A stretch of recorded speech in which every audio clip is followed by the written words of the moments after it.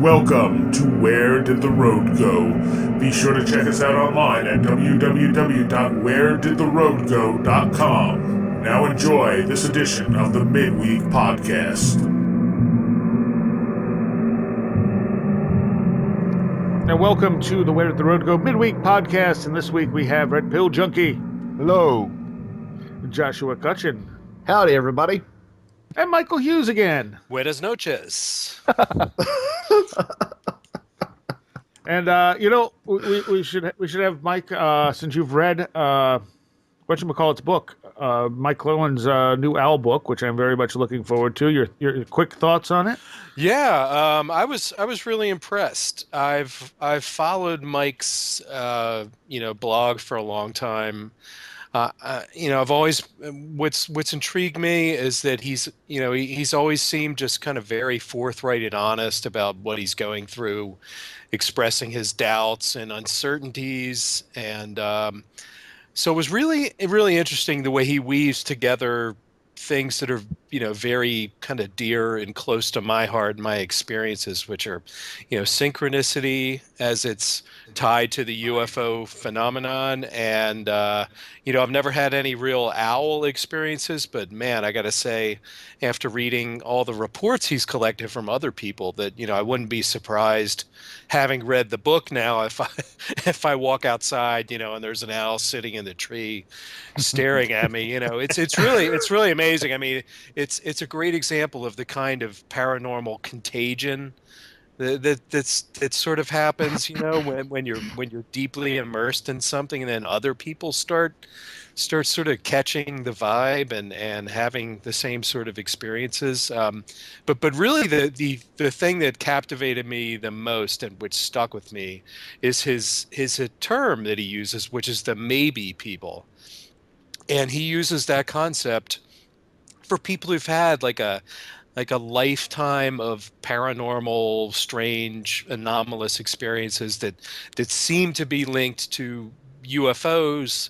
But these are people that can't call themselves abductees or contactees, but somehow they're aligned with the phenomenon. So I just think that's a great term. I've kind of been searching for a term to describe my life and my experiences, and I just said that's it, man. And I know, Seriah, when we were talking earlier, you said that's a great term for the stuff you've dealt with too.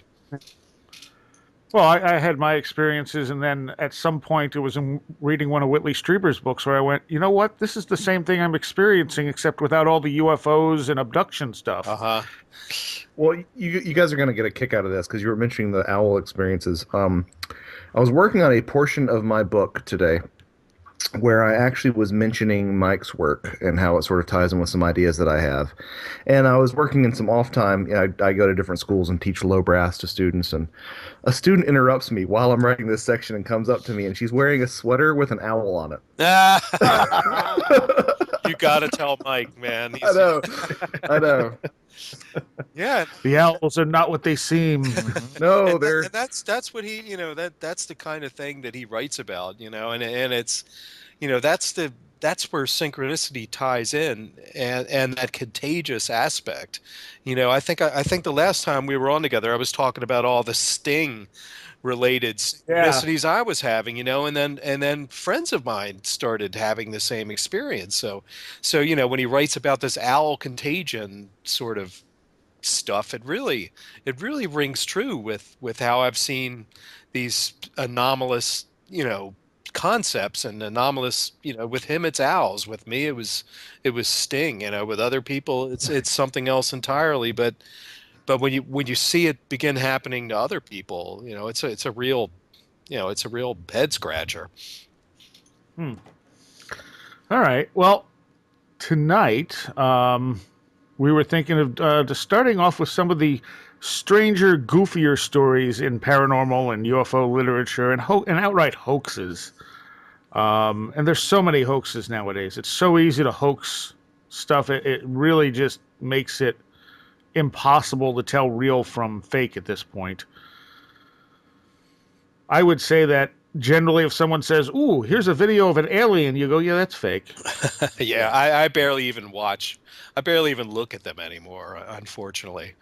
I don't know about you guys, but Very, very, very rarely. Every once in a while, I'll click on one because someone will be, "Oh, look at this video," and okay, fine, I'll watch the video and go, "Well, that looked real, Yeah. but it doesn't take much to make it look real." So we need to clarify, like in terms of like hoaxes that we've enjoyed, should they be hoaxes that would have been awesome if they were true, or hoaxes that have been so ridiculously um, Whatever you want. yeah. Well, can I say something? I mean, I what fascinates me about hoaxing is, I mean, you've got the skeptics who think everything is hoaxed, Right. and you've got the true believers who think, why, they say, why would someone go to all this trouble to hoax? And honestly, hoaxing is kind of fun, I mean, it's It's like a practical yeah, joke. when I was in like the fourth grade, I took apart a walkie-talkie and I found this really thin copper wiring inside the walkie-talkie.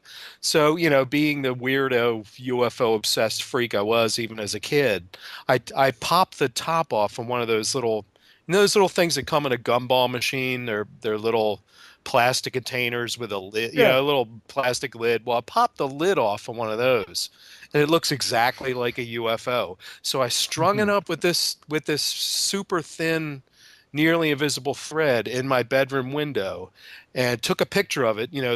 I'm so ancient. This was one of these, Polaroid cameras where you snap it and it pops out, and you peel it off after 30 seconds. That there's ancient cameras that those of us who rode dinosaurs remember. Um, but man, did it look real! I took it to school, was showing it around to my friends, and they were all, that's incredible, man. I'll never forget, I showed it to the teacher. And the teacher was blown away, and I'm like, this is fun, man. I mean, hoaxing is actually fun. And, Well, sure. and, people go to elaborate lengths. I really wish I could remember what book this was in. Um, but it was, at one point, someone discovered these really deep footprints on the beach that went on for like miles, these weird webbed, cryptid looking footprints. And, people were like, well, man, what an incredible find. This is something walking upright like a human, but it has these feet and it must weigh, a couple 100 pounds for as deep as this things go into the sand. Well, they found out that someone had actually strapped like heavy blocks on their feet with these fake feet on the bottom and walked along the beach. Yeah, and why would someone do that? Why would they do this elaborate stunt? Because it's fun.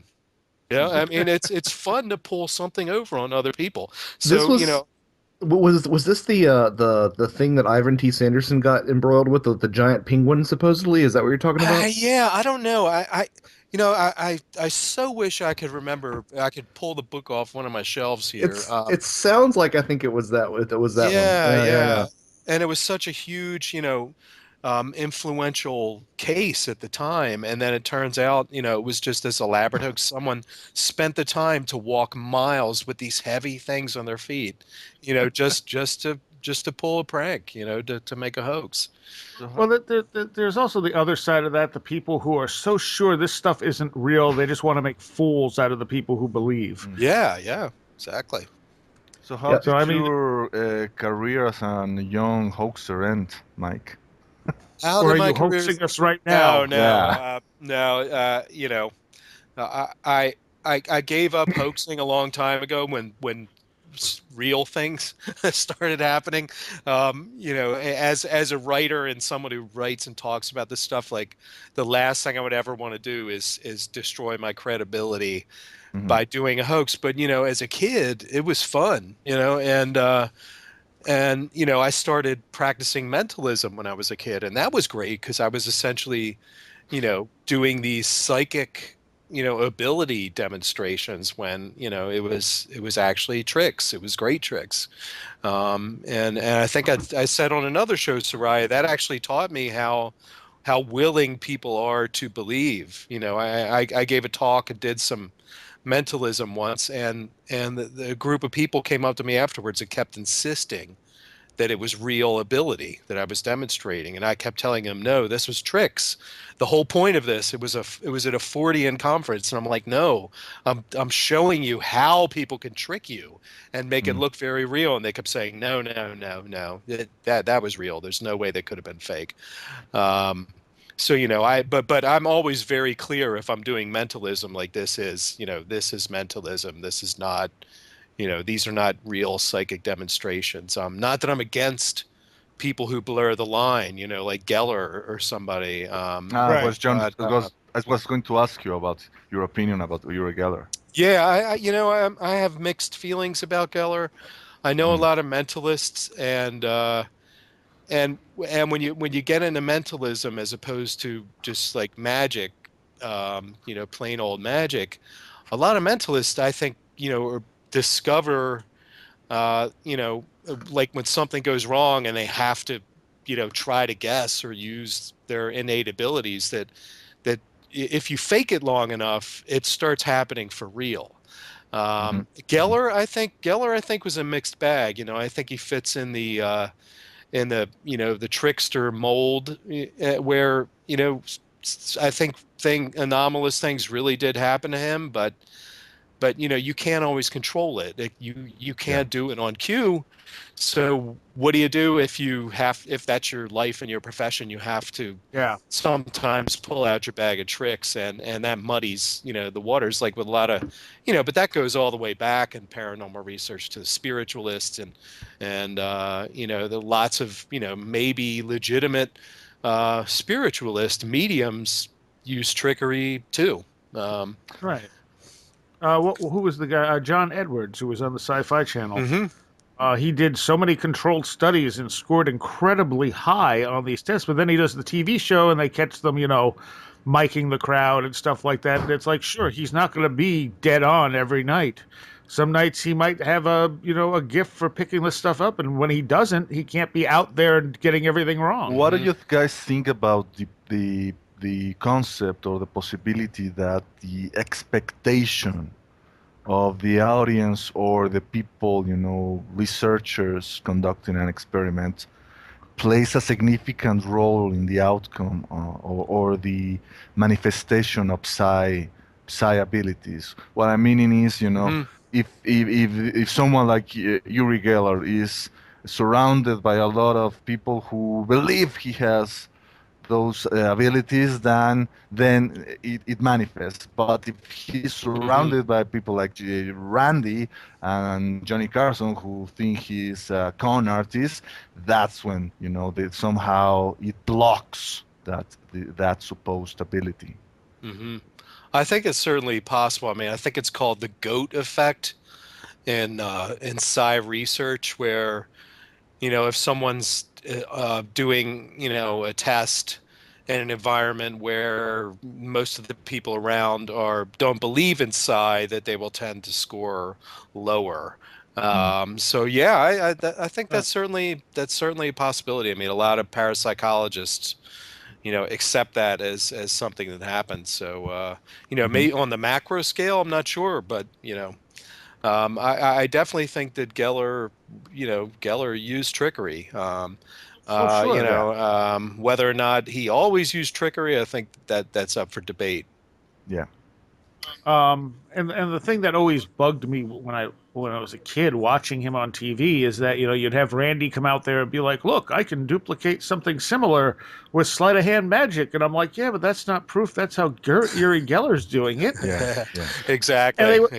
And they'd always sell it that way. I'm like, okay, it's very possible Uri Geller's doing it that way. All you've proved is it's possible he's doing it that way, but until you can prove that's how he's doing it, all you've done is present a possibility.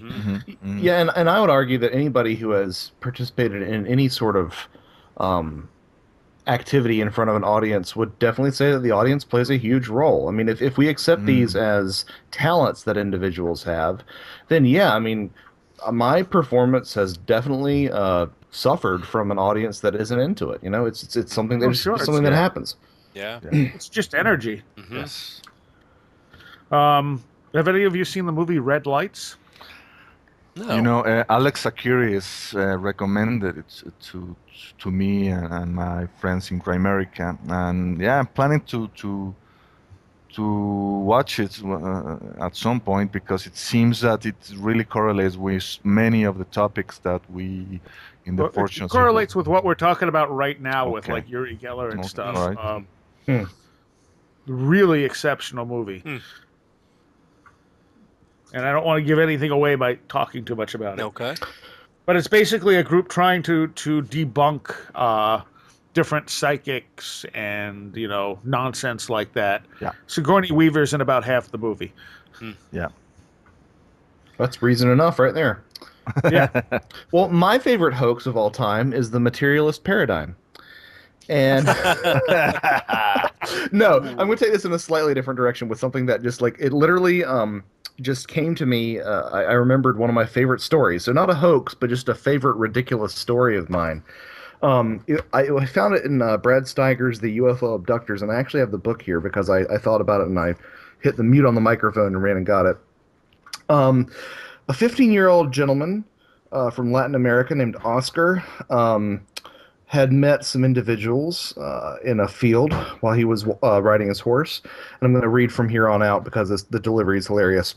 They were more or less as tall as he, 5 feet 7 inches, and they engaged him in a dialogue that Oscar later believed had been telepathic. "You are going to know the world," they said to him. "Yes, of course," Oscar agreed. "Someday when I have saved much money, I will travel." "No," they said, "we will take you now." Then the beings paused. "No, we cannot take you now after all. We have too much cargo, but we will come back for you." They indicated an object resting in a deep muddy ditch as their craft. They gave him an envelope and told him to stick it in a nearby pond. He did as instructed and brought the note back to his parent, and written on a sheet of paper in crude, heavy lettering were the words, "You will know the world," signed Flying Saucer. Wow. It's awesome. Oh wow. So that's one of my favorites. Sorry. I got a little bit enthusiastic there. Oh, All right. hoaxes. Oh God, there's so many.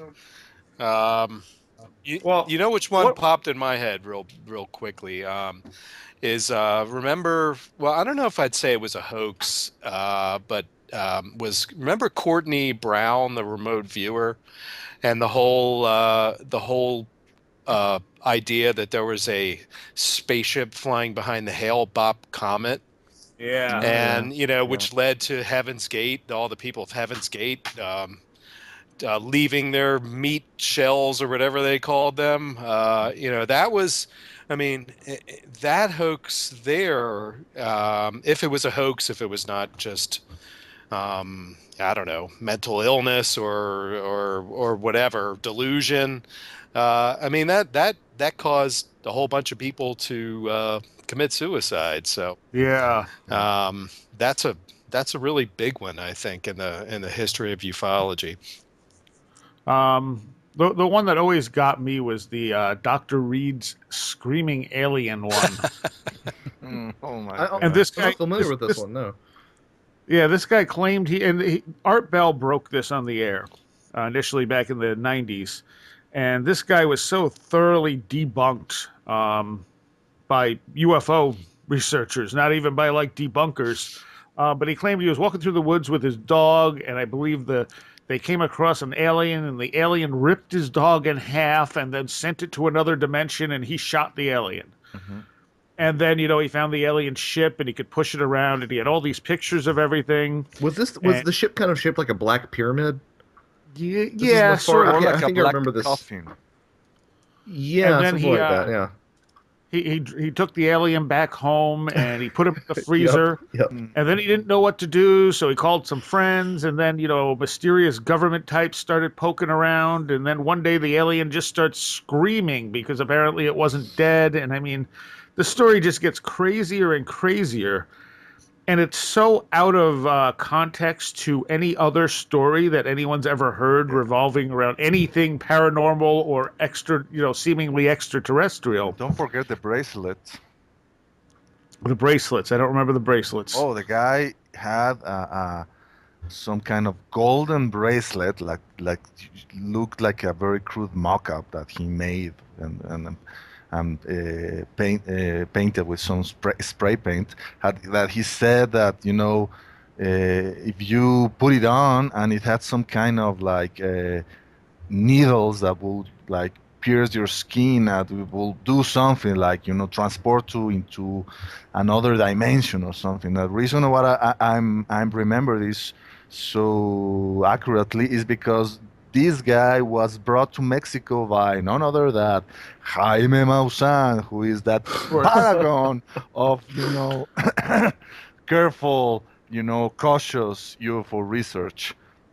And he promoted this guy in prime time Mexican television, in one of the most viewed TV programs at that time, Otro Rollo with Adal Ramones, and the guy showing his bracelet and said that it was a genuine, alien artifact, and Jaime Maussan saying, "Oh, this is true." And the saddest thing about this is that to this day, Jaime Maussan still maintains that the photos that Reed took of the quote unquote alien craft were real.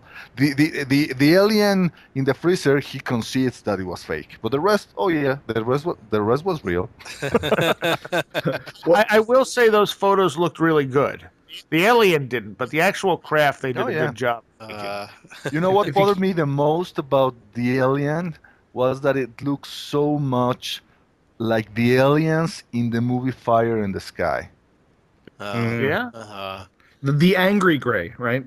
Yeah, with yeah, the pursed lips and the But that one, and when Art Bell came back on Sirius, he had this guy back on, despite him being so thoroughly debunked. And I'm listening to it, and I'm going, "Wait, I know this story. Wait, wasn't this guy completely? No, okay. Well, maybe I'm missing something. And he's telling the same story that he did, back in '97 or whatever." And it's like, okay, when's Art gonna kind of tear him apart? Oh, he's not. Okay, well, that's weird. Shame on him, really. I mean, I don't. Yeah. Well, if you keep on repeating it long enough, it becomes true, right? Yeah. Maybe. Well, we're talking about him, so it obviously made some kind of impression. So, if only for the entertainment value, maybe that's why Art brought him back on, or he was really hurting for material that night, maybe. Or maybe somehow he missed that this guy had been completely debunked. Yeah. It's just like, hey, get Dr. Reed back, I mean, it's possible. Yeah. And as we talk about Art, he's also signed off again. Yeah, apparently he's being stalked by armed groups of people or something like that. He's the Michael Jordan of paranormal radio, right? And now I'm never going to talk to Art Bell. That's great. Yeah, you shot that down. Yep. Yeah. Well, chances are you're never going to talk to him again anyway. Yeah, it seems like it. Yeah, Which he's come back before, so. Yeah, well, this was the third time back. Mm-hmm. Well, kind of like the Who, their final world tour, 6 or 7 or 8 iterations of it. So. Well, and you're right. It is unfortunate because he's such a formative presence in sort of this online world. That or not online world, but this this paranormal talk radio world that for him to have come back with such strength and to have actually put in some really good shows and then to have to step away again because of whatever is going on, which I'm not entirely up to speed on, is really sad. He hasn't really fully announced, I don't think, what's going on. Just that he's been dealing with some crazy individuals. Cops have been involved, but he seems to be a magnet for this type of stuff almost. Yeah. Well, it comes with the territory, That's why I live in a gated mansion with concertina wire strung around my windows. That's called a correctional facility, Michael. I hate to tell you. Oh, yeah. You guys figured it out, damn it. I have another maybe you guys, some of you guys might remember this. Do you remember the Guardian UFO case? And it was, I think, in Ontario, Canada. Oh Yeah. yeah. Remember, it was a video of like a down Yes. UFO Yes. and all this kind of stuff. And the Oh, reason yep. the reason that Not this stuck with UFO. me, I mean, I think it was, completely debunked. And the reason that stuck with me is because I used to know Bob Exler, who was the guy who claimed he received the documents and the video and stuff like that.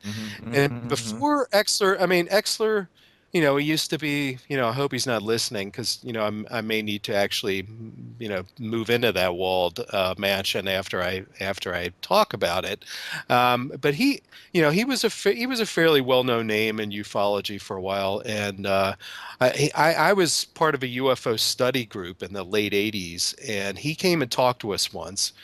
And he was one of, he'd just sit there and chain smoke while he was talking. And Mm. he sat and told us about that he was flown down to, Cape Canaveral or something. It was taken into this secret NASA base, and inside he floated around in an anti-gravity chamber, and all this kind of stuff. And I mean, my BS meter, pegged way into the red as Mm. far as it could go, and his stories just kept getting more and more unbelievable and just completely I just I remember walking out there going, this guy has, he's completely gone over the edge if he thinks anybody's going to believe this. And then he disappeared for like a year. And then the Guardian case happened. And, I think it was on Unexplained Mysteries and It was on Unsolved Mysteries. Unsolved Yeah. Mysteries, was it? Yeah. And the instant I saw this footage, I'm like, this is a hoax. It just smelled like a hoax, and Yeah. it looked like a hoax. And for it to have made it that far, to be on TV and getting all the coverage that it did. And I just remember it just, there were a few people who hung on and MUFON, trying to keep it legitimized. But it was just such a joke. And then I remember, I think it was in like 94 or something, when Exler resigned. He said, Mm. I've been under attack for this. My credibility's been impeached. I'm leaving ufology forever. And as far as I know, he did. I haven't heard a thing from him since then. But that was big. I mean, that got a lot of play before it all started to fall apart.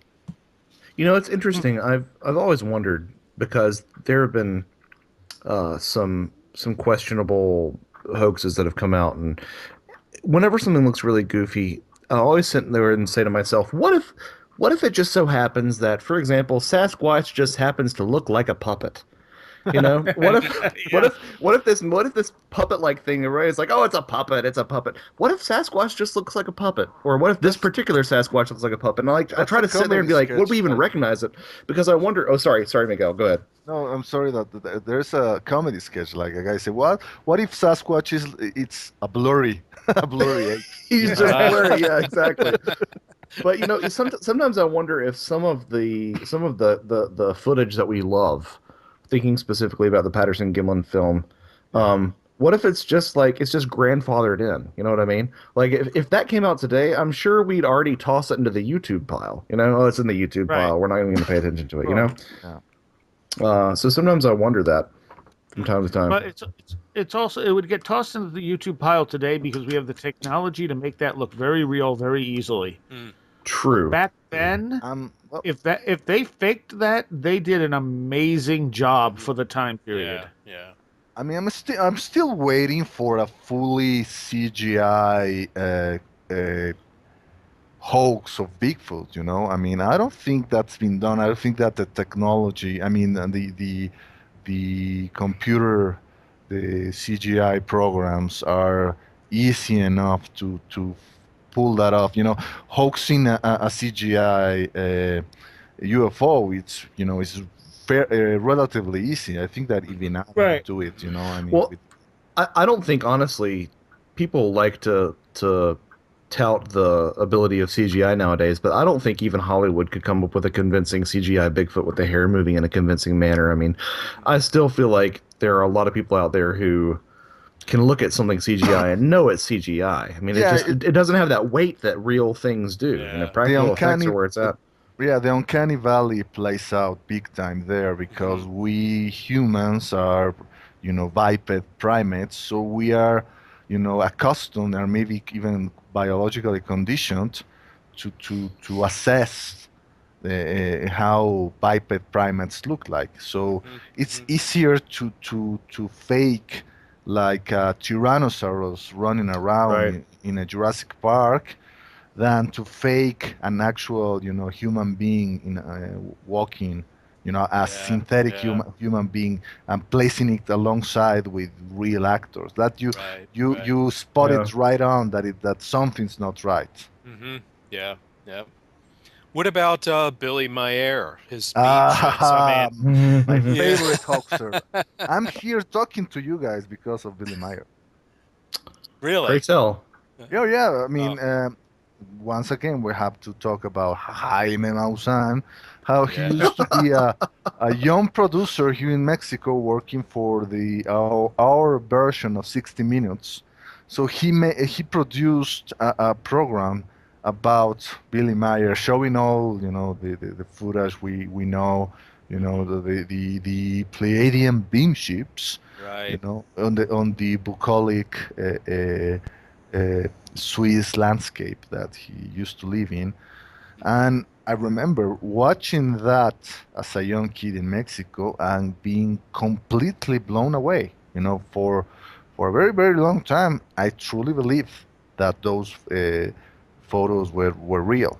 I mean, much to my shame, but well, then luckily I smarted up and started to see other things that Billy had also produced, including a photo that he allegedly took in Semyase's beam ship while going back in time and seeing a bunch of dinosaurs fighting, and Right. then but Right. then some researchers prove that it was just like a blurred out photo taken from some kind of natural history book back Yeah. in the Yeah. days when we used to still render dinosaurs as these really clumsily lizards who drag their tails in swamps, you know and that's when I started to really question and started to pay closer attention to the gaps or the inconsistencies in Billy Meyer's story, including the fact that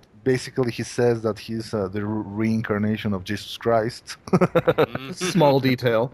Yeah. Small detail there. But that beam, the one piece of film footage with the beam ship that's so clearly hanging on a string Oh as yeah. it's being swung Yeah. around, I mean, people still cling to that, say, no, no, well, this, maybe these ships do look like they're hanging on a string, wobbling as someone's swinging it around, but and again, that goes back to that desire to believe, that need Yeah, to yeah, yeah. believe, and the inability to admit that something, is a hoax. And Miguel, that Mhm. your experience, my version of your experience was when I was watching, I think it was Nova on PBS, did a Mhm. show about kind of debunking Von Daniken's Chariots of the Gods, Aha, yeah. and at that point I was still very much, completely in the Von Daniken camp. Mhm. And I remember they showed this little shot, and they said, "This is what Von Daniken says is a landing Mhm. pad for UFOs," and that's exactly what it looks like.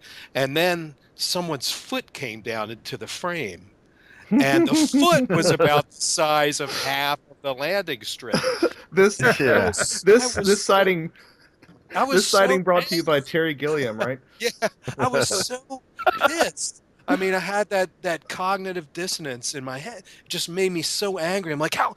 What can that be? And I was, and then they did the whole. They did a thing about the Pakal, Oh The yeah. god, at Palenque, where I actually visited at one point and saw that sarcophagus lid in person. But Von Daniken was like, this is an alien in a spaceship, flying a spaceship. And when I read the books, a kid, when I saw the movie Chariots of the Gods, like, yeah, that's what it has to be. What else could it be? And then Nova had some Mayan anthropologists basically say, no, that's the world tree, and this is Yeah. Pakal, and Hmm. this is all actually written in the glyphs. We know exactly what this is and who it is. It's nothing but a spaceship. And I was visibly like angry, and I was sitting there watching it with my dad, and he was into Chariots of the Gods and all that stuff too, and that was my sort of awakening moment, like Red Pill, like Hmm. when you decided, wait a minute, I've got to, find a different way of approaching this material because, it's not all, it's not all legit.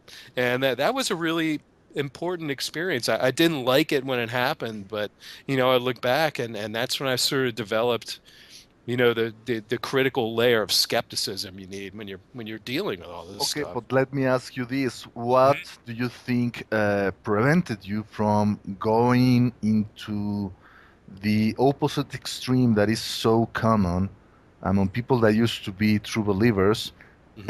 and then they go do a 180 and they become skeptical zealots? I think people like, I don't know, Benjamin Radford or the like, Hmm. that used to be into that, but then they go and turn into staunch skeptics and really throwing the baby with the bathwater. What made you Yeah.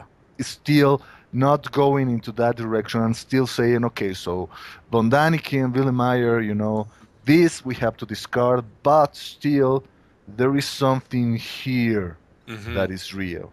Well, I think it's two things. I think one is I don't want to give myself too much credit, but I think I've always tried to be a real skeptic, Hmm. and that has allowed me to understand that there are real anomalous things that happen. And the other part is personal experience. I mean, Mm. when you've seen something yourself, that there's no conventional explanation.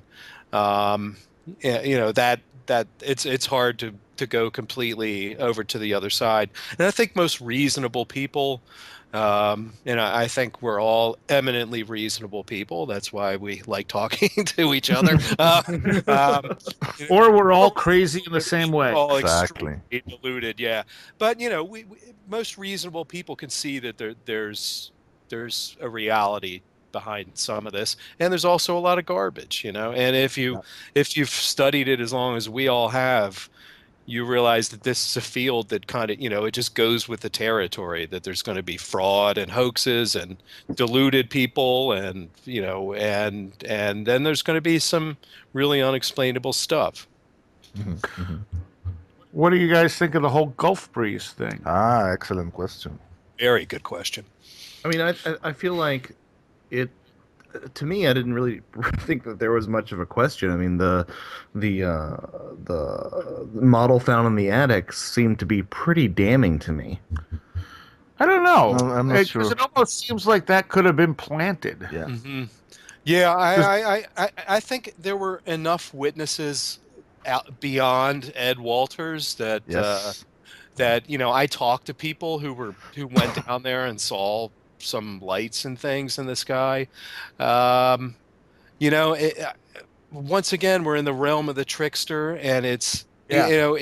it's like, just when you think there's a case that seems very, for a long time, it seemed like Golf Breeze was really a pretty powerful, uh, serious, solid case.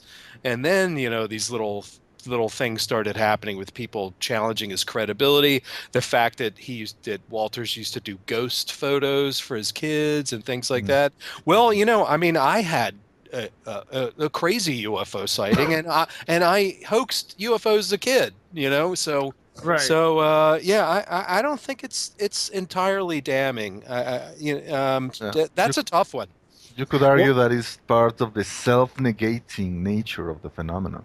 Yes. Well, and I was just thinking to myself too. For example, I have in my jobs in the past have had a lot of experience with Photoshop. So what if I, happen to see something and happen to take a picture of something? I'm sure plenty of people would jump to the fact that I used Photoshop in a previous occupation. I guess, I mean, it okay, I guess I shouldn't have been so hasty to jump to the fact that it was sort of a done deal. I guess what I should say, it's almost like declaring a mistrial in a way for me. Like, well, yeah, we can't know now because the whole thing has been too fouled up by this. It's sort of what I was getting at. Yeah. And Dr. Bruce Maccabee to this day is still, defending many, not all of Ed Walter's photos, including some that he took with a special camera that was provided by Maccabee. The one that, according to him, it will be nearly impossible to fake. Yeah, I mean, he had a special 3D camera that he said, and he even gave him Polaroid cameras to use. So there was no possibility of fakery with negatives or anything like that. Yeah, that's a really interesting, complicated, fascinating case. I can't say I come down on either side. Well, go ahead, sorry.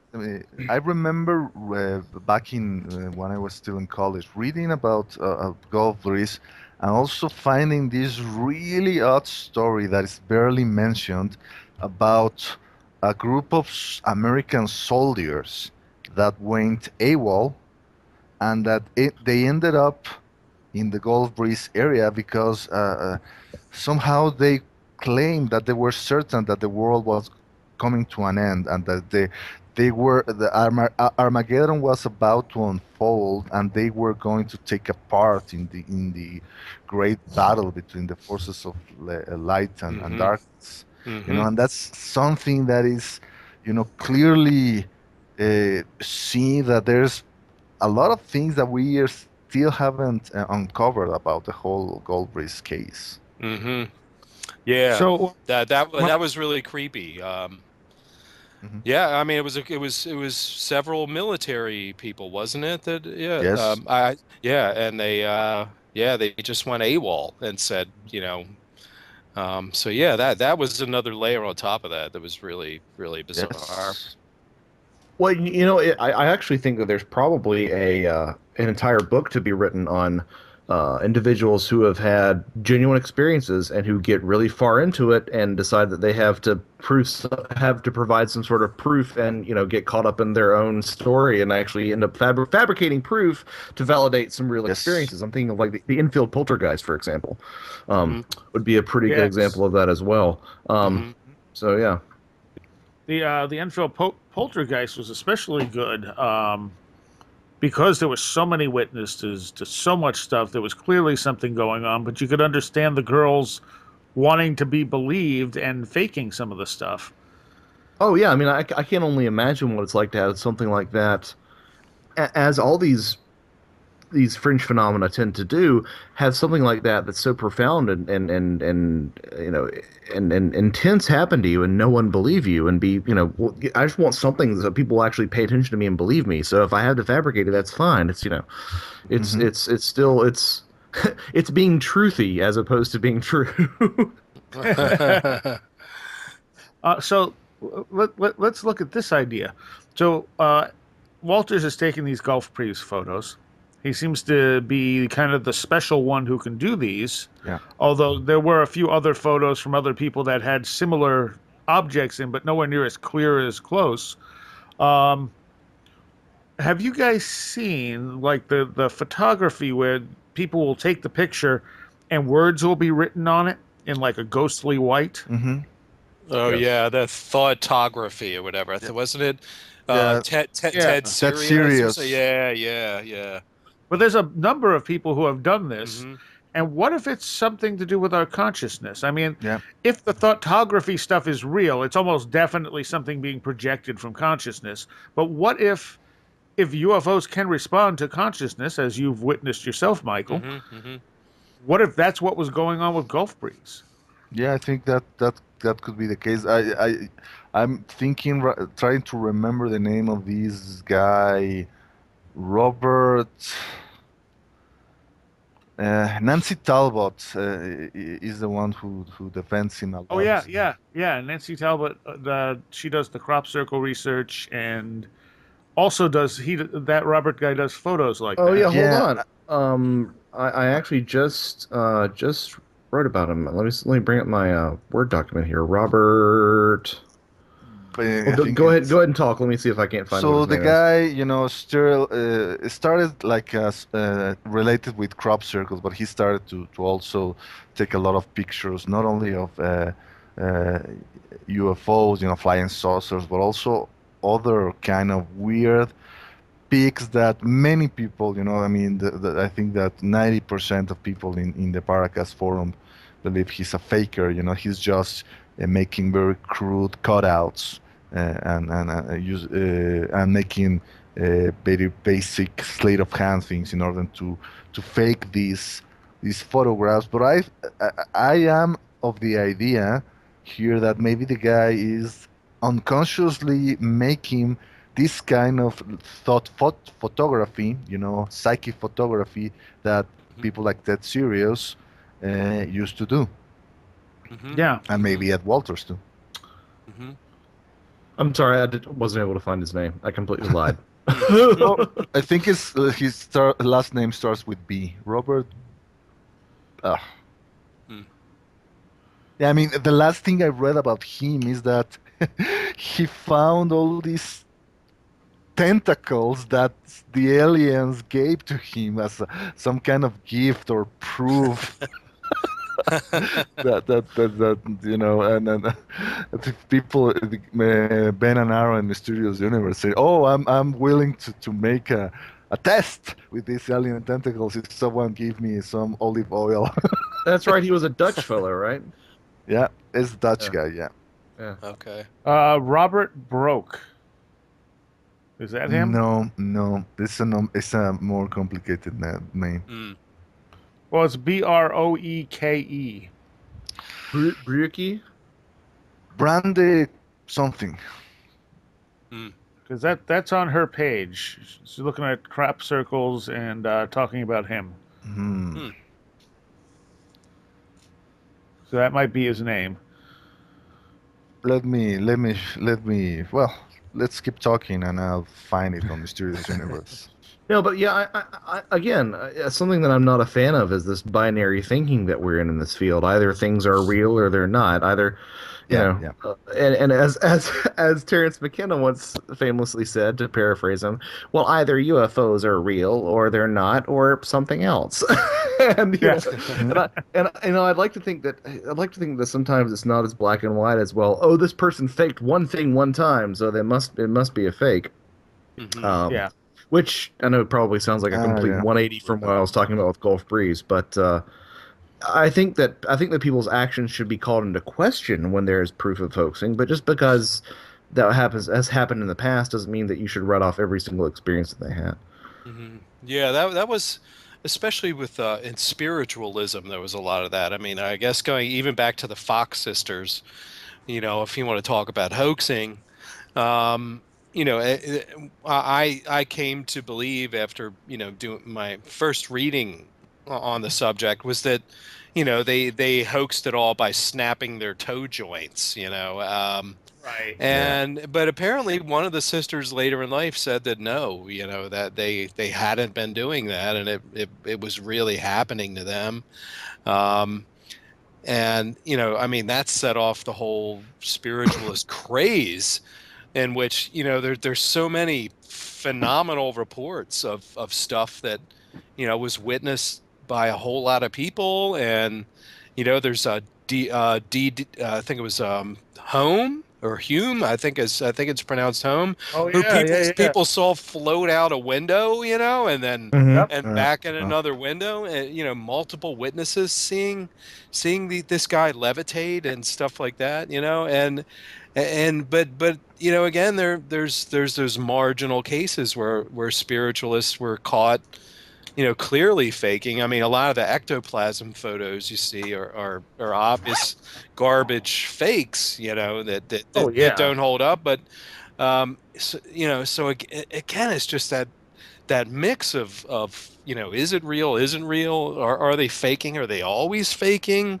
Clearly, I think there were some individuals who manifested some really incredible stuff, but then there were some that manifested really incredible stuff and were also caught, pulling things, from hidden places and things like Oh that. yeah. So, that's another, I mean, that's a great, part of Fortiana, that it is so rich and that's in fakes, but also in some really amazing testimony, of the whole, I mean, there were some pretty serious researchers in the SPR or whatever at the time, and Yeah, yeah. yeah, but it's just a mess, if you want to look at spiritualism and say that it's all fake, it's really easy to do. You just focus on the obvious frauds, and but then you miss out on all the stuff that seems very legitimate. And then you have people like Blavatsky, which also seem to have a ton of fraud surrounding her, but some legitimacy as well. Yeah, exactly. Hmm. Well, and something I've wondered, and not to ascribe too much power to unexplained phenomena, but sometimes I've wondered if the phenomena itself doesn't either A, pick people who have dubious tendencies to actually present themselves, or B, actually sort of uh, helps to guide people to make mistakes like this to try to present their claims. If that's Hmm that makes any hmm sense. Hmm. Yeah, even the Patterson Gimli film that we discussed previously falls into the same trap. I think that many skeptics have said that Patterson, with his dubious reputation and all the things that allegedly happened when he tried to develop the film, and how he borrowed the camera or something like that, really shines a really bad light into the footage itself, even though that maybe if you should let the film stand on its own. But alas, that's something that in the field, many people say we can't allow ourselves to do that. We really need to look to the reputation of the witnesses in order Well, to gauge the evidence. well, and this sort of line of thinking for me, Miguel, RPJ, really sort of kicked off when you were talking about the similarities that you had noted between the Roswell slides Yeah, yeah. and the alien autopsy, and where some of those synchronicities seemed a Yes. little bit too deep. And I don't know if you would like to speak to some of that, but it seems like something that just wouldn't be. It's not like it's some sort of veiled 20th anniversary. That doesn't feel right. It feels like there might have been something deeper at play in that sense. Well, I can barely remember some of those coincidence. I remember that apparently the slides were revealed almost 20 years to the date after when Santilli revealed the hmm existence of the original alien autopsy hmm hmm video. Also, I think the name of the Hilda, like right? Or Hilda, yeah. and apparently the Santilli had given the nickname of Hilda to his alien. Some things like that really show that this phenomenon has a really good sense of humor. Yeah, that's Yeah. for sure. That's for sure. And I think part of it too is that, maybe this phenomena, in all its varieties, is sent as such a liminal. Uh, it's liminal in its very nature, that it selects very liminal people. Yes. Mm. People who teeter on the edge of respectability and Hmm. just Hmm. disrepute, which is why we always see like psychics. A lot of psychics tend to be people who in their lives are a little scattered or, lean towards the criminal and just outsiders, very, very Yes. marginal people with marginal lives tend to be the ones where this stuff manifests. So maybe that has something to do with it too. That is an excellent point, Michael. I'm glad you brought that up. Yes. And when we're talking about people too that are involved hoax wise, I mean, Red Pill Junkie and myself are both big fans of Carlos Castaneda, but Yes. Yeah, yeah. evidence suggests that much of what he wrote didn't actually happen to him. Sure, sure. Yeah, and there's I may have brought this up before, but it's a concept that I always come back to, and I think Alejandro Jodorowsky Mm, is the one who named it this, and he's the Chilean Mexican cult filmmaker who did Holy Mountain and a bunch Santo Sai, a bunch of other really great films. But he's also a tarot scholar, and yes. that's that's what really drew me to him was his writing on tarot. But he studied with these psychic surgeons. He studied with one particular woman psychic surgeon in Mexico City, and people would come all over for this woman. She'd take this knife out and look like she was cutting them open and pulling out organs and things like that. And Hmm. but yet he also knew that some of what she was doing was just pure sleight of hand trickery, but it Yes. worked. It healed these people. So his term for that kind of trickery is he calls it the sacred trap.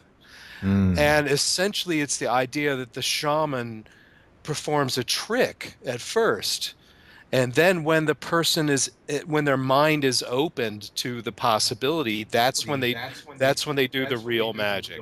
I love that. And I love that concept of the sacred trap, Yeah. and the idea that yes, you're doing a trick, but that trick allows the real magic to then happen. Well, Yeah, well, not it's only the is placebo effect. Yeah. Hmm. well, and believing is seeing, right? Hmm. Hmm. Exactly. All right. I'm going to throw a twist into this for you guys. Because I was thinking about this and I wanted to throw this question out to you guys. And what if what if the Big Bang Theory is wrong? Which honestly I believe it is. I think the electric universe proponents have a much better uh, explanation for a lot of the stuff that the Big Bang Theory can't explain. But if the universe didn't start at a certain point, maybe was always here, how advanced could life become? Hmm. Because you're no longer restricted going, well, the universe is only so old, so the oldest civilization could maybe be this old or maybe be this old. If it's always been here, you have an infinite amount of time Hmm. for something to advance. Well, here you're implying that, the oldest civilization will become the more advanced, but our own Well, history it has. shows that, I mean, 90% of human civilization, we lived as hunter-gatherers, Mm. for tens of thousands of years. It's only in the last 150 years that things have started to explode. That maybe that kind of escalation, it's natural in the progression of cultures. That Hmm. maybe you don't need millions of years in order to figure out how this whole thing works. Hmm. I don't pretend to be a cosmologist, nor do I play one on TV. So I can't say I don't know enough about the electric universe hypothesis. I mean, I tend to align with the cosmologists that look at redshift and things like that. And I kind of believe in sort of a beginning, maybe, if not the Big Bang, but it also makes sense because to me, and again, knowing zip really, but that maybe the cosmos is sort of cyclical, like everything else. Like Mhm, if it mhm. exploded out of a Big Bang and it expanded, then well, it makes sense, sort of that thinking about a Hindu model of the universe that expands and collapses cyclically, like everything else we seem to see. Right. Yeah. So but again, Seriah, you know a lot more about the whole electric universe thing, but it seems to me that if I agree with Red Pill Junkie that I mean we've seen if life sort of follows the the the the path that it has on the Earth, which I think is very possible happening elsewhere because the laws should probably be the same on other worlds too. That maybe there's this long time where things are building and then this quick exponential curve when it reaches this sort of intelligent sort of consciousness that we believe that we have, and maybe I don't know in the age of the universe maybe there's all sorts of worlds that are just waking up to the level that we are right now, but that's just pure speculation. So Well, sure. That's what I wanted is speculation. Yeah, and I think that we're conflating where civilization can be with like the technologic obsession that we have nowadays. I mean, I would Yes. argue that our version of progress is not necessarily even the best version of mhm. progress that we could attain. I think evolutionarily, that's the question. What are we evolving towards evolutionarily, and is that particular trajectory being intercepted by our technology? I mean, I think we would argue, it would make a very good could make a very good argument that our evolution is being intercepted by what we're doing technologically.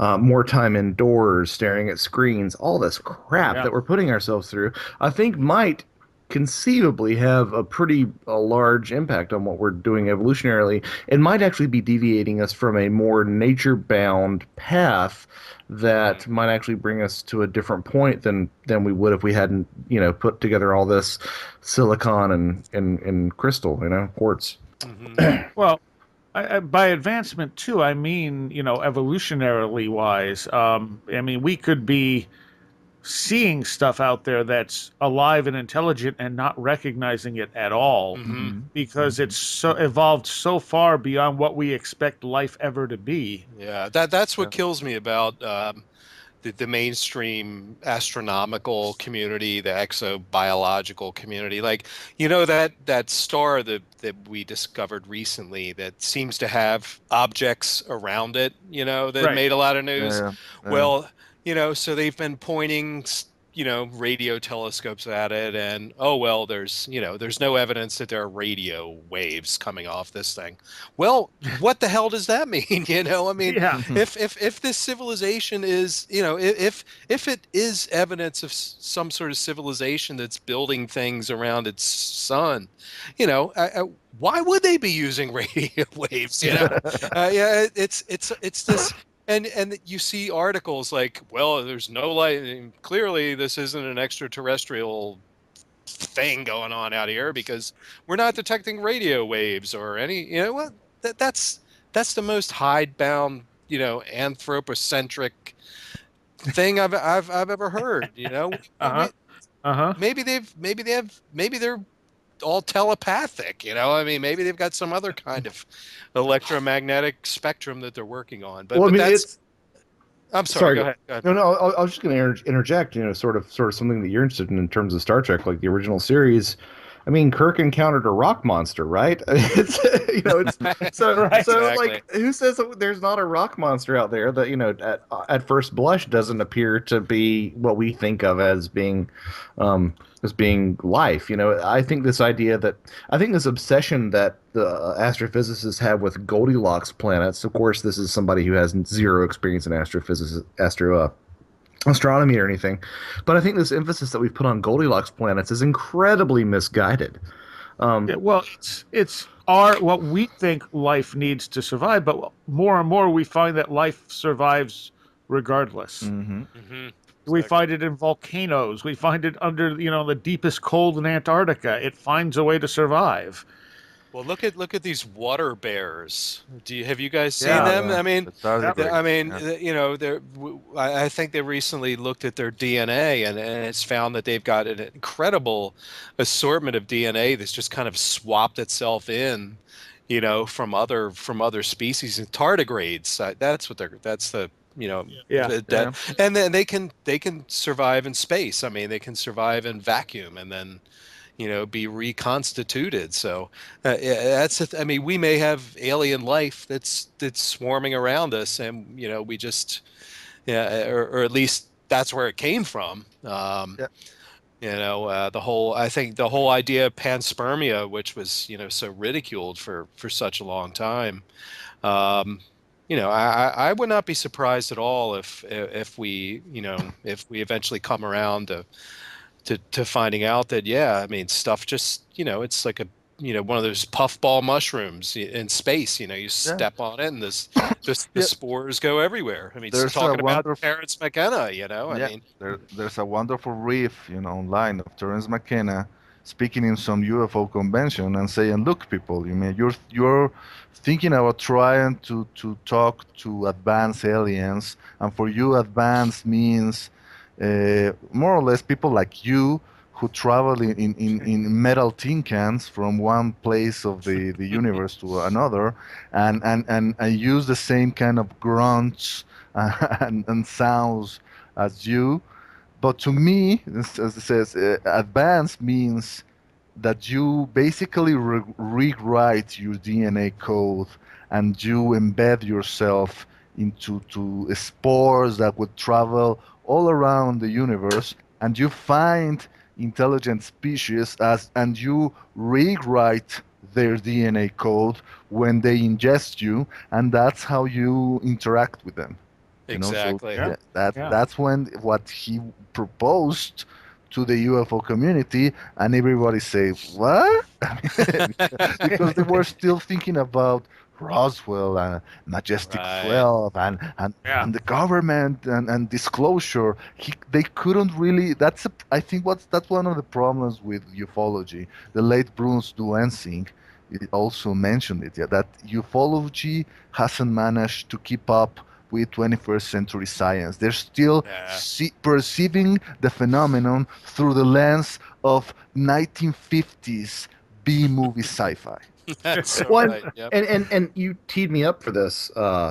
Teed me up for this, RPJ. I mean, like, what is the reticence to the scientific community for thinking outside the box in this manner? I mean, Yeah. I have a dear friend who is very much an astrophysicist, and he's very much into, he's very much walking in step with these sort of ideas of Goldilocks planets, these ideas that there are certain parameters which life can function under. Why is there so much resistance to that? Why is there such a small worldview or galactic view of what can be? Why is that? And also, when we look at all this different paranormal phenomena, and we've talked about how it may all be the same thing in different masks.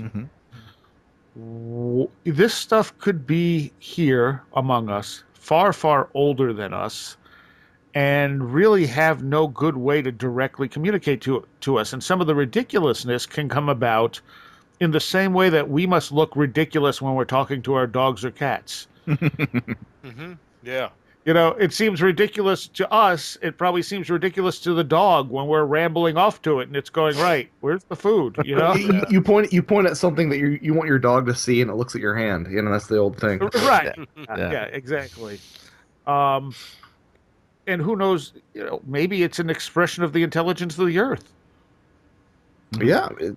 Hey, everything's on the table, which is the one thing that I will say that this community does better than the scientific community does at any stage, is that the good people that I really like to hang out with, this present company, with people who actually have their brains switched on and can discern from the absolute crazy ideas that have no merit and the ideas that actually do have merit, is that, yeah, it's on the table. Why not? I mean, like, Yeah. let's try to at least entertain these ideas, at least engage with these ideas. I think the problem is you get a lot of people who just become so sure of themselves. Yeah. I was just listening to the David Paulides interview back in it must have been September with George Knapp, and I mean, you have two intelligent people there talking about this, and you got people calling up going, "It's reptilians." Yeah, I heard that. And they're like, and we're absolutely sure it's reptilians. And George Knapp's trying to be polite. David Paulides was a little less polite after a while because people just kept calling up telling him they know exactly what this is. It's aliens. It's, it's reptilians. It's this, it's that.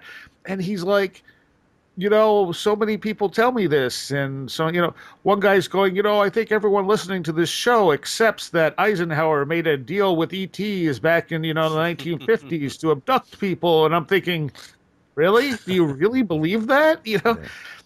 I mean, sure, maybe he did. I can't say he didn't. But I don't think that the majority of people listening to the show believe that. Yeah, to bring this into full circle, and I'm talking about Mike Leland. I recently sent him a bunch of questions that I want to publish on the Daily Grail, along with an excerpt of his book, The Messengers. And I asked him, did you manage to answer the question that you started with in this research about what's the connection, if any, between owls and UFOs? And he, said, the short answer, no. That's the level of honesty that Mike has, and that's why I respect him so much. He said, I didn't find the answer, but I found a lot of really interesting leads into a path that I'm trying to follow. And in the first chapter of his books, he used a quote that I just love from Carlos Castañeda about following the path with heart. How do you know that you're in a path of heart? You become one with the path, you become strong with it, and if that doesn't happen, then it's not the path of heart for you. Mm-hmm. Yeah, to me, the people I wind up really gravitating towards in this field, excuse me, are those like Mike who say I don't know, who aren't afraid to say I don't know. And the people I trust the least are the ones who say I have the answer and this is what it is. And that just, and maybe that's just because that's how I've made my way through all these years. But man, the people with the answers scare me. Well, Yeah. as an Episcopalian, I agree. I mean that's the thing, right? I mean it's such a turnoff whenever somebody has all the answers. And that applies to anything in life. I mean, a guy who's like, "Oh, this is going wrong with your relationship. Well, just do this, and it'll be fixed." Mm-hmm. It's people who can't see the gray shades of gray and the nuance that are really sort of the people that you kind of don't want to hang around, to be honest. And this idea of like this, but it also implies this idea that you're not being introspective. You're not looking at yourself and seeing your own faults in thinking, which I think is an even bigger turnoff. Yeah. Yep. Okay. So having said So that, it's all reptilians. It is all No, it's the mushroom, man. We find It's Bigfoot. through the mushroom. Well, I tend to find that more likely than the reptilians. But hey, Yep. And there are, I mean, any of this stuff is possible. We can't completely rule out anything. When it comes to UFOs or missing people or what, I mean, we don't know what's doing it, so we can't say what's not doing it. Mm-hmm. But if you can't, we can't prove Bigfoot exists. I mean, some people will insist they can, but I don't think we have enough evidence to prove Bigfoot exists in one way or another. I believe there's some phenomena that people are encountering. I'm not sure if it's a physical creature or if it's some kind of, daemon, where it's half real and half, what's the word I'm looking for? Morphic, in a sense. Yeah. I just reread somewhere, I can't remember where, one of my favorite Jacques Vallée quotes where he says, people are sitting in a movie theater and they're all they're all enraptured by the movie that's on the screen, and he says, I want to be the one that turns around and looks in the projection booth. You know, I want to see, I Yeah. want to see what's happening there. Like, where is this coming from? And it's such a great metaphor, you know, for what we're all, I guess, trying to do. You know, we're not content to watch the screen. We want to see who's in the projector. You know, who's running that machine that's captivating everyone else. And you know, Whitley Strieber at one point said that maybe this is the face of evolution, and I think he meant that. I believe he meant that in two ways. Like, A, maybe this is something we're evolving into, but also maybe this is something that is pushing our evolution. Yeah, I think that a lot. And you know, if we look at where we've come as a species and where materialism, you know, as our guiding light has led us, you know, maybe this stuff is an eruption of evolution that's saying, hey, wait a minute, you know, you've swung too far, you know, go Yeah. back inside. You know, I'm gonna throw some, you know, I'm gonna project some mystery out in your world so that, you know, just to shake you up a little bit. And that's the kind of evolution I think, you know, maybe he was talking about is this waking us up as a species to you know the the the the need for sort of myths and for the subjective stuff that you know that that pushes us you know evolving in that direction and not just deeper into our you know phones and computers and things like that. And if that is the case, we may never actually be able to see what it is because it needs to remain a mystery in order to be effective. Exactly. One, and you know, sort of building off that idea a little bit, whenever someone suggests a solution for these mysteries that doesn't involve something very intimate, I kind of just shut myself off. Because I feel like not only, as we've discussed multiple times, it's the personal experience that matters in all this, but in a lot of ways, to tying into this evolutionary angle, I mean, that's the way that change happens. I mean, yes, it happens as a species, but it happens as a species acting on an individual level, pushing towards something.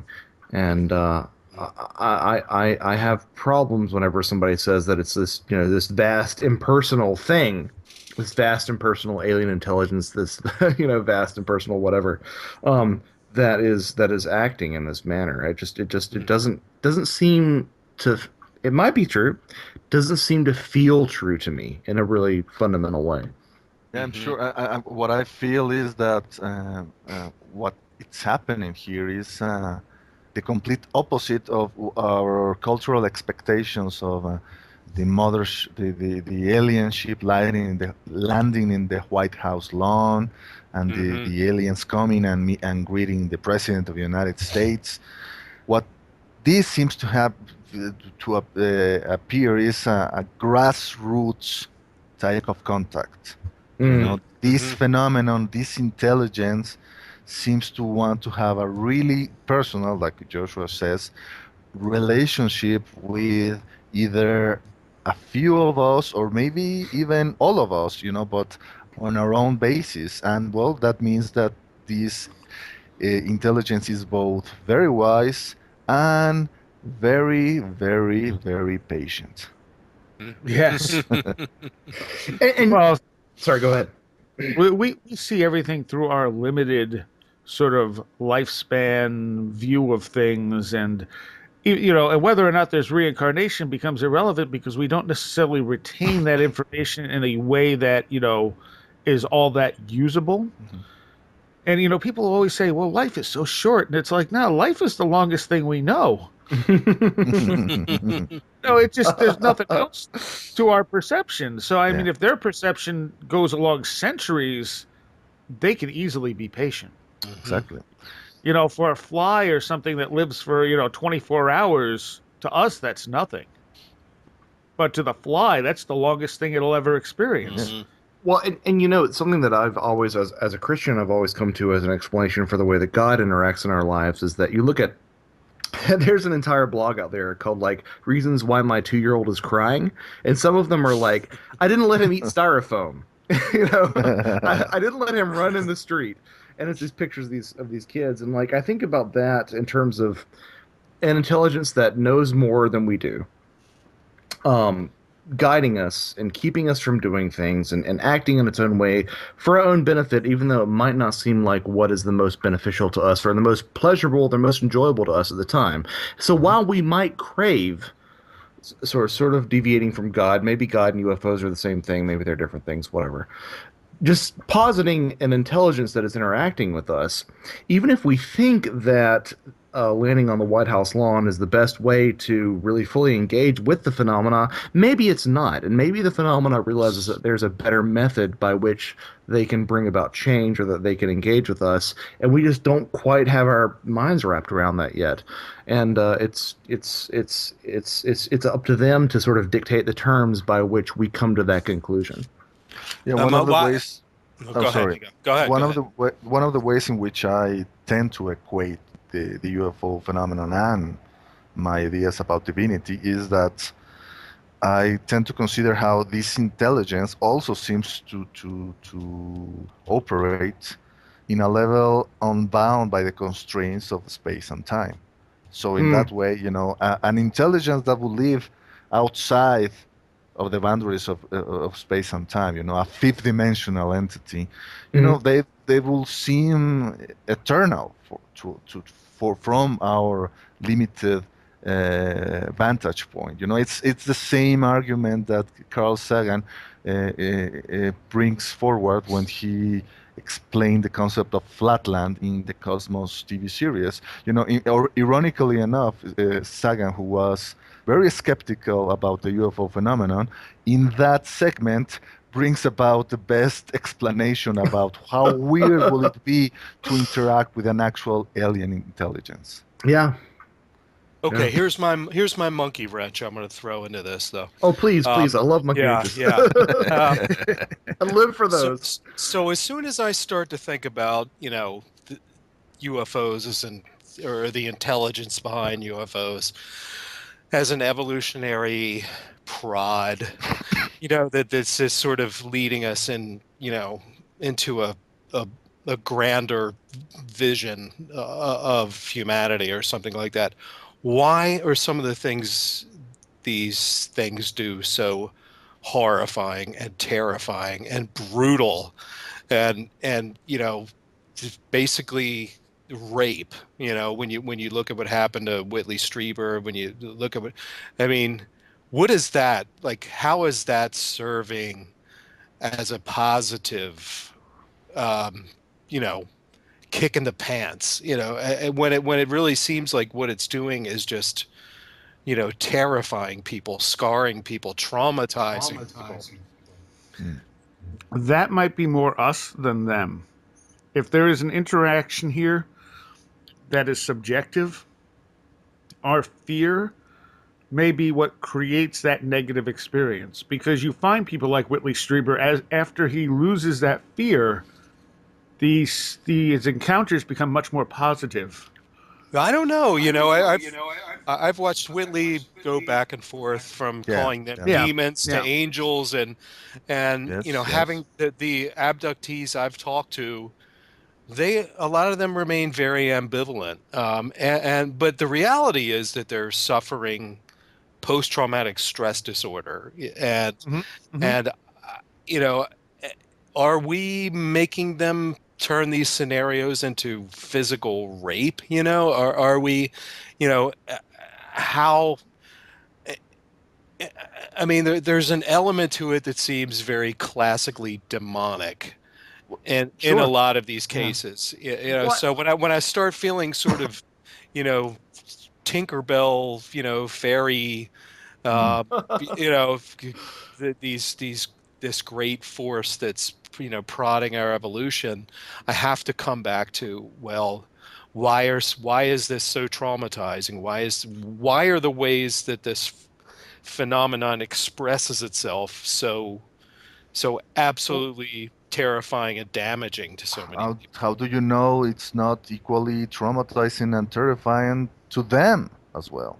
Yeah, You know, good point. here I remember also something that Whitley Strieber wrote. I think it was in Transformation.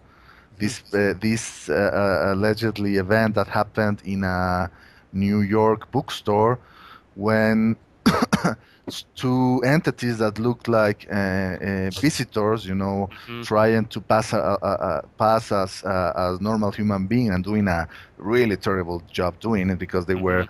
you know, wearing these thick scarves and these really big Right, right. Mhm. solar, sorry, lenses Yeah, and sunglasses and the yeah, yeah. sunglasses, yeah, and apparently they grabbed a copy of Communion and started to like mocking it, like saying, "Oh, he got this wrong," you know. "Oh, this is not what it happened." And this guy, I think it was Whitley's publisher. I think the guy's name was Bruce Lee. Ironically enough, he Yeah, went yeah. there like trying to see, you know, being very polite and trying to see what was their complaints about the book, and then he finally realized that these entities were not human, and he also got the impression that he was like uh, in the presence of a predator, you know, like a big Mhm. cat that was about to pounce on him. But he Mhm. also kind of like felt that that level of tension was equally mutual. Like, no, they also these entities really uh, were very, very scared to be there in the presence of him once he recognized that they were not human, you know, actual regular customers. So that's Well, something that Whitley also riffed, you know, back and forth in his writings, whether the experience is also equally emotionally tense to these entities.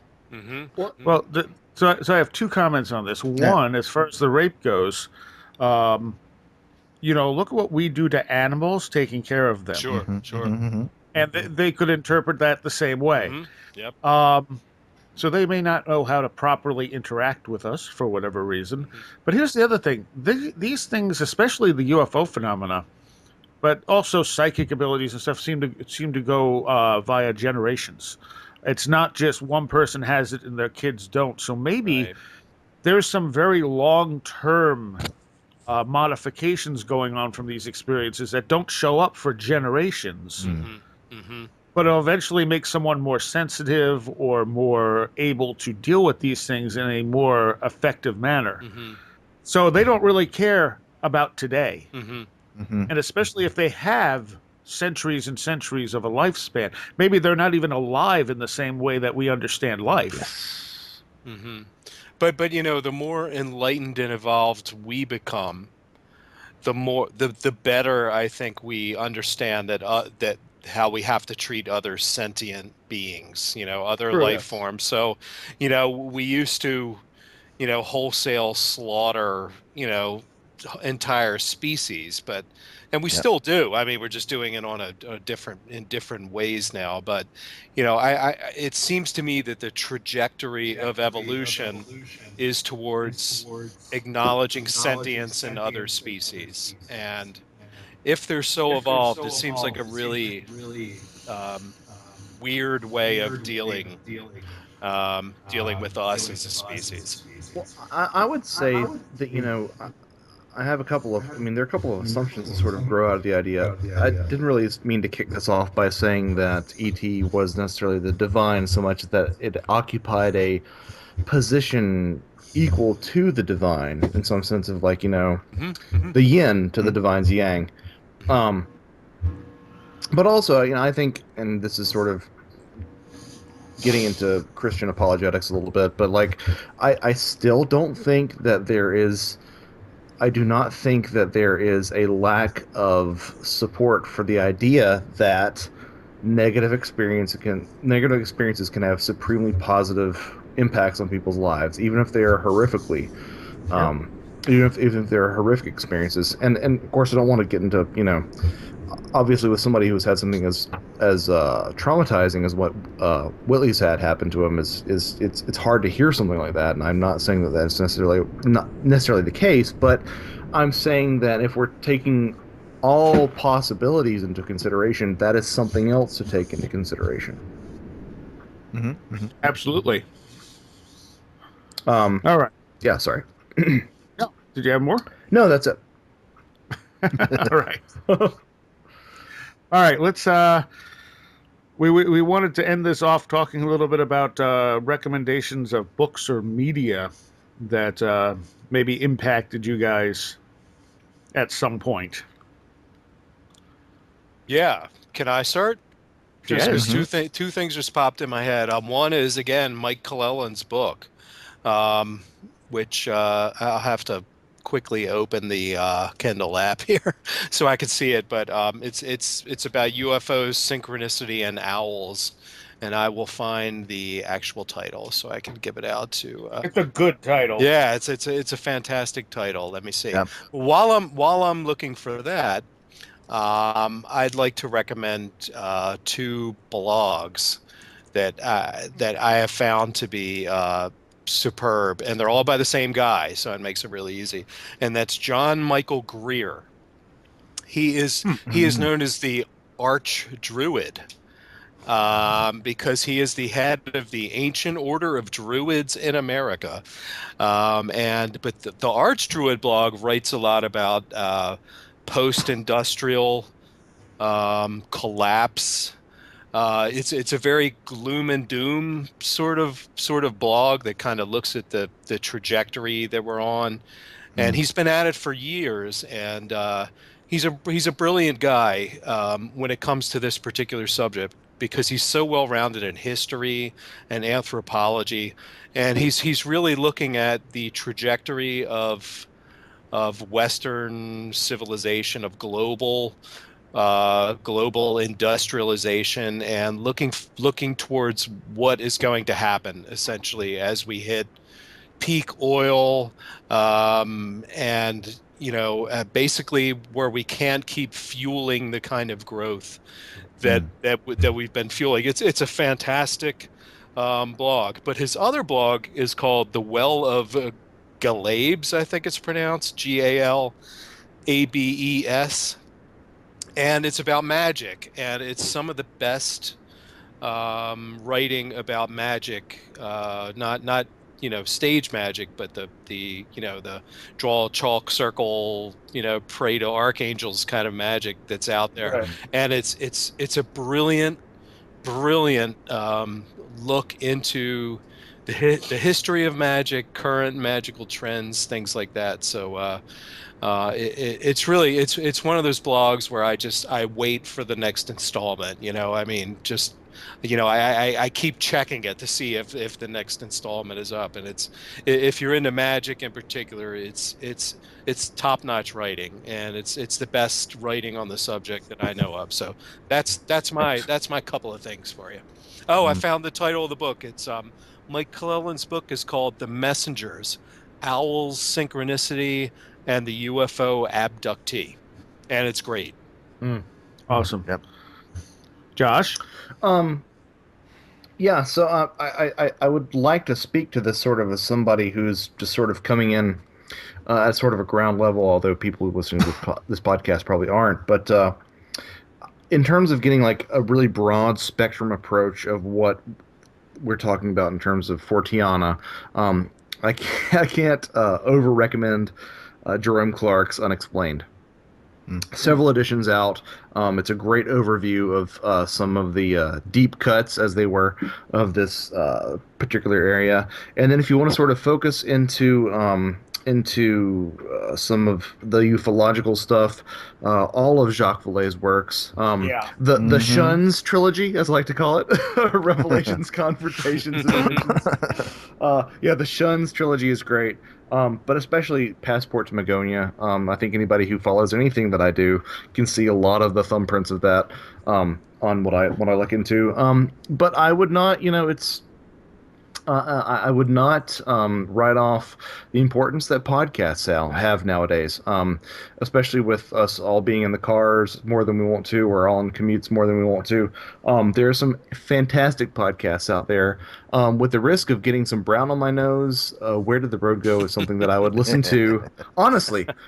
Even if I wasn't in this conversation, I would still listen to this conversation because these are the sort of ideas that I think will really move us forward, and the sort of like willingness to admit where we know things and where we don't. At the same time, I'd also recommend the Paracast, but I would not recommend listening to the Paracast until you have a really good sense of the phenomena as a whole. Because, like classical music, you have to have some sort of knowledge and affinity for the subject matter before you can actually jump into that.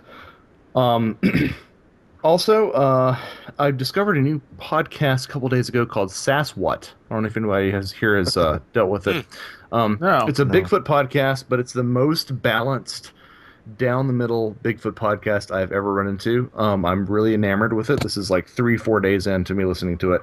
Um, and then on top of that, really talking about the stuff that really like sort of drills down to really what we're talking about.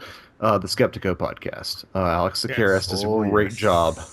Yeah, Yeah. big fan of Skeptico. Yeah, he really tackles the core of what I think a lot of the issues that we're talking about are really sort of skirting around. Alex digs in, and he does a great job of being, to use that overused term, fair and balanced about it. And He is a touch biased toward the non-materialist Yeah. paradigm, Yeah. but he can back it up. right, right, and it's not so much that he comes from an indefensible or rather a super defensible position, as the fact that the people that he talks to are not just they're just not putting in the legwork to to give themselves the opportunity to say the things that they're saying. In other words, if you're going to say that we are biological robots, well, avail yourself of the knowledge on the other side of the fence. And I feel like Alex says that we're not biological robots, and he's familiar with the with the literature on the other side. So, Right. so that's those are my particular recommendations. Great ones too. Thank you. Red Pill? Oh God, we could stay here all night. Just talking about the books that made a deep impact on me. Just to name a few, well, definitely Communion that we've been discussing so much. Yes. Really, really shook my preconceptions about what an encounter with an alien intelligence would be like. Another one is, getting back again with Jacques Vallée. Well, the trilogy, yes, but to me, most importantly, Messengers of Deception. And ironically enough, not because of the things he talks about, the UFO cults and the alleged deception that people who know about the UFO stuff and may or may not control it brings to the table, but the stuff that comes after that, the final part of the book in which Jacques starts to speculate, about synchronicities, the Melchizedek synchronicity that he had in San Francisco. And from that, he goes and starts to consider whether we live not in a causative universe, the universe in which a cause must always precede the effect, but maybe we live in some kind of associative universe in which the effect may even precede the cause. And probably back when he published this book, nobody understood what the hell he was talking about. But me, us living having the benefit of living in the age of the internet, of hypertext links and all that, it made perfect sense for me. The universe may work as the internet, and our consciousness is like the thing that can jump from one web page, as it were, to another, and that's what causes all those allegedly magical synchronicities without, according to him, breaking the laws of physics. So Messengers of Deception, really, something that you guys, if you're interested into all of these, you really need to have that in your personal library. And also another book that I would like to recommend is, ironically enough, a book that is yet to be published. I'm talking about my friend Greg Bishop's anthology of essays that he wrote back in the now defunct blog UFO Mystic, back with Nick Redfern. I remember when I found Greg on the web. At first, I was really, really against it. That like, how dare this guy things to suggest that UFOs are not extraterrestrial crafts, right? But he dragged me kicking and screaming into really confronting that assumption and realizing that it's completely baseless. It's not substantiated, but what meager evidence about the reality of the phenomenon we have, and from that. Greg also started to speculate about other really fascinating things like his co-creation theory and how our expectations and how that plays and how we perceive the phenomenon and maybe even vice versa. And this is, I think, a book that for people who may not have had the chance to read it when it was online, that you should really consider it next hopefully before next year when we finally manage to publish it. I say we because I've tried to be of help to Greg, doing all sorts of stuff, including doing a bit of proofreading into the manuscript, and I think if all goes well, he'll be able to self-publish it in this month of December, and it's really something that it's going to be heavily discussed in 2016, I think. All right. I've talked repeatedly about some of the books that made an impact on me. Dimensions from Jacques Vallée was the one that really impacted me. Oh, that's a good shun. Yeah. Communion, of course. Hanson's Trickster and the Paranormal. Oh yeah.